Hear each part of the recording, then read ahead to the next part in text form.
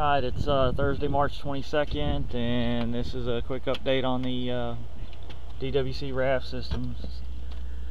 I finished the filters, everything's connected, pump's working. As you can see, I have a drain tube that I've placed between each tank. I don't know if you can see the water in it. See that draining in.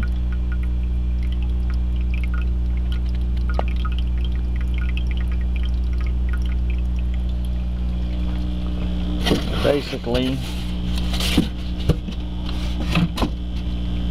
I've made some drain tubes that I've connected to the ball valve inside the tank. Those have some 1/2-inch holes drilled in the bottoms or bottom sides. It's kind of hard to tell from this angle, to pick up any of the fish waste that sits on the bottom.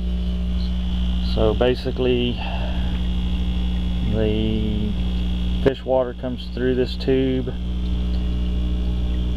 here, up this spout, down and outside to the filter systems, and I'll go outside and give you a quick overview of that. Okay, so as you can see, this is the tube that is running from the downspout on the inside of the greenhouse, and it terminates in this 2-inch unisil at the bottom of this 55-gallon drum. Got a 90-degree elbow on the inside, which acts as a swirl filter for any solids that it picks up off the bottom of the fish tanks. So the solids can be drained. I've got a 1-inch drain with a ball valve on the other side here. I can put a bucket under it, and hard to see there. There we go. I can put a bucket under it, turn that on, and drain the solids out. There's filter material on the inside here, and I've got a 2-inch L on the inside that I can adjust different heights. So basically, the water will rise up from the bottom to the top. It drains into this 2-inch L, which is fitted with the unisil as well. Comes over to the second filter system.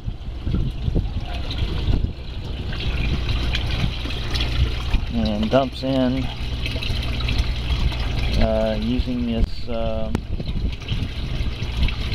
square, I guess, ball system that I've put together. Let's see. So any other solids that are fairly minute will get trapped. I've got a 140 micron stainless steel screen underneath this. So any solids that hit that will run off into this 2-inch tube. And I've got a 2-inch T here that drains into this 1-gallon bucket that I have right now I've just got a standard like 50 micron screen on it. I'm going to put a 220 in it. So that'll pick up all those solids, and the water drains out the bottom. And then the water draining into or out of this device goes into a 5-gallon bucket that has holes drilled in the bottom of it. Let's see this here. And I've got expanded shell in that. It has a biofilter material. So basically I've got about 8 holes in the bottom of this, and the water drains out the bottom. It's up on standoffs. So it drains out of the bottom, comes up, and then exits the bottom of the tank here. Okay, I've also added some biofilter material. I took some old PVC I had and put them in a 5-gallon paint pail strainer bag and dumped them in the box. I had a lot of leftover PVC that I wasn't going to use that was damaged or just didn't work out, so I cut it up into pieces. So that goes in the bottom, and I may add another bag later as I get more material to put in there. So that's about it for the filter. So it makes its way up to this area. And I've got a 2-inch PVC line connecting both troughs. So the water proceeds up this direction, so it's in a closed loop. Travels down this 2-inch PVC pipe to my 950 gallon per hour Danner mag pump. So this whole thing's been run by a pump that's not much bigger than my hand.